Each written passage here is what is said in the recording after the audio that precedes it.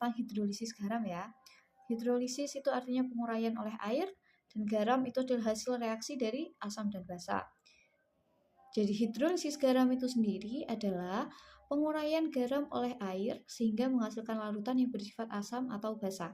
Nah, ketika hidrolisis garam, komponen asam dan basa yang lemah ya. Jadi pokoknya komponen lemah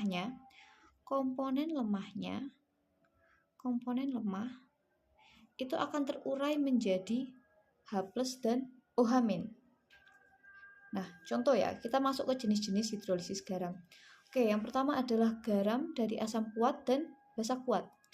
Nah, karena dia sama-sama kuat ya, sifat dari asam kuat dan basa kuat, mereka tidak terhidrolisis. Jadi di dalam air, ketika dicampurkan dengan air, dia tidak terjadi hidrolisis. Nah, contohnya adalah NaCl ya, NaCl.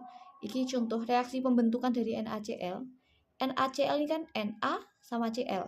Kalau sampean cari yang hafalan dikasih Mbak Alma itu kertas larutan asam dan basa, itu ada yang sticky notes, ada cara menghafalkan asam kuat dan basa kuat, itu dihafalkan ya.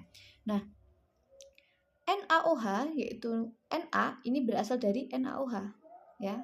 Cl berasal dari HCl. Nah, terus reaksi ya udah Na mengikat Na bersama Cl, sementara H dan OH dia menjadi H2O atau air. Sementara reaksi ionisasinya ini nggak terlalu penting ya untuk reaksi ionisasi. Kemudian untuk penting untuk iki sih kalau seandainya ngitung cuma salah satu. Jadi pokoknya NaCl plus itu pasti dia yang basanya, main itu adalah asamnya. Kenapa Mbak yang plus ini basa terus yang main itu asam? Nah, kalau sampean ingat, asam itu ionisasinya adalah H+. Sementara basa itu OH-. Nah, ini kan ketika awalnya HCl ya, HCl. Ketika dia terurai H dan Cl, karena H dia kan asam, udah H+, maka Cl-nya adalah min. Agar apa? Jadi ketika pembentukan si H+ dan H- ini menyatu sehingga hilang. Jadi HCl. Gak ada plus, gak ada min. Bukan kation, bukan anion. Sementara yang Na kan basa. Basa itu kan OH-. Jadinya ini Na+. Oke, untuk reaksi hidrolisis ya, karena mereka sama-sama kuat, jadi tidak terjadi hidrolisis, tidak terjadi penguraian dalam air. Oke, next ada garam dari asam kuat plus basa lemah ya. Kalau untuk selama dia ada lemahnya ya, kunci di pelajaran hidrolisis garam sama larutan penyangga itu adalah di lemah.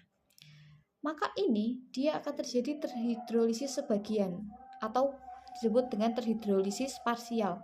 Karena yang kuat adalah asam, berarti dia bersifat asam. Contohnya adalah NH4Cl. Oke, reaksi pembentukannya paham ya? Ya pokoknya gini, sesuai ya. Nah, sementara reaksi hidrolisis yang terjadi karena NH4 ini adalah basa lemah, Cl- ini adalah berasal dari asam kuat. Ketika basa lemah ini bercampur dengan air, maka dia akan terurai ionnya jadi NH4OH plus terurai menjadi ion H+. Asam lemah nih. Ya, balik maaf ya. Oh enggak, ini basa lemah benar, NH4OH ya. NH4OH plus H+. Oke.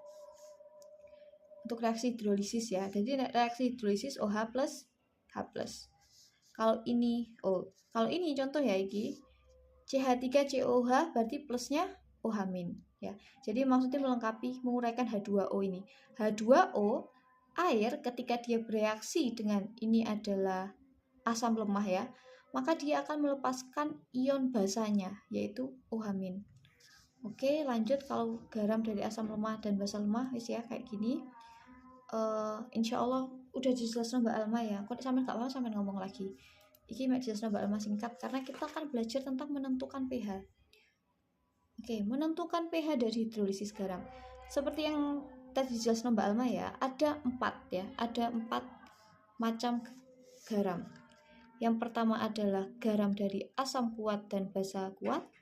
Kemudian yang kedua ada asam kuat dan basa lemah, kemudian ada basa kuat dan asam lemah, dan yang terakhir asam lemah plus basa lemah. Oke. Pertama, garam dari asam kuat plus basa kuat dia pasti bersifat netral, pH-nya 7. Contohnya KCl. Oke, nggak usah dihitung ya.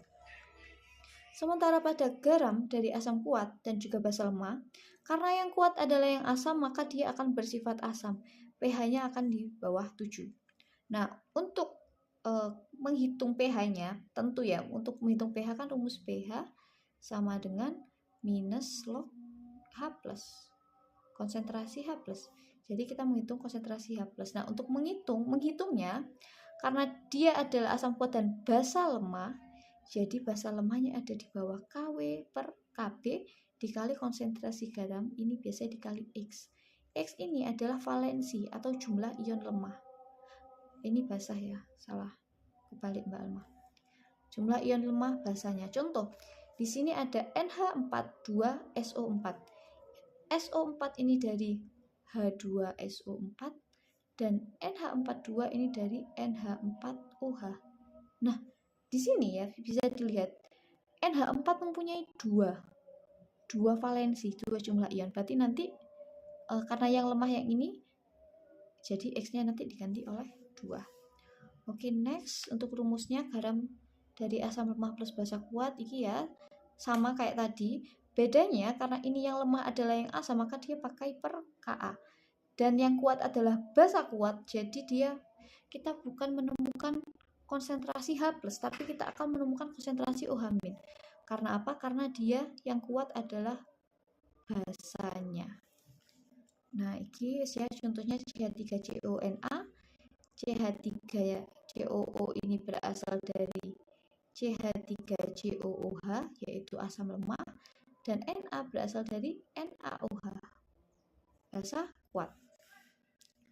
Oke, yang terakhir adalah garam dari asam lemah plus basa lemah. Nah, kalau garam dari asam lemah plus basa lemah, ingat ya, asam maupun basa lemah ya, yang lemah, mereka pasti mempunyai nilai kesetimbangan, nilai Ka dan Kb. Nah, ketika Ka itu lebih besar dari Kb, maka sifatnya asam. Kalau Ka-nya lebih kecil dari Kb berarti basa, kalau sama berarti netral. Nah, untuk rumus C yang ini ya,